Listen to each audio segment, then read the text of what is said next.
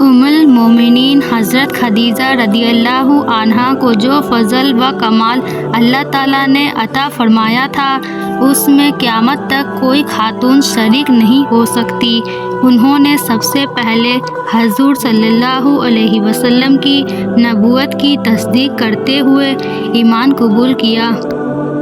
سخت آزمائش میں آپ صلی اللہ علیہ وسلم کا ساتھ دینا، اسلام کے لیے ہر ایک تکلیف کو برداشت کرنا، رنج و غم کے موقعوں پر آپ صلی اللہ علیہ وسلم کو تسلی دینا اور نیکی اور سعادت سمجھ کر اپنا مال قربان کرنا، یہ ان کی وہ صفات ہیں جو انہیں دیگر امہات المومنین سے ممتاز کر دیتی ہے۔ اللہ تعالیٰ نے جبرائیل امین کے ذریعے انہیں سلام بھیجا، جو خود پیغمبر صلی اللہ علیہ وسلم نے فرمایا، خدا کی قسم مجھے خدیجہ رضی اللہ عنہا سے اچھی کوئی بیوی نہیں ملی۔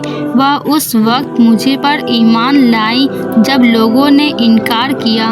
اس نے اس وقت میری نبوت کی تصدیق کی جب لوگوں نے مجھے جھٹلایا۔ اس نے مجھے اپنا مال و دولت عطا کیا جبکہ دوسرے لوگوں نے محروم رکھا۔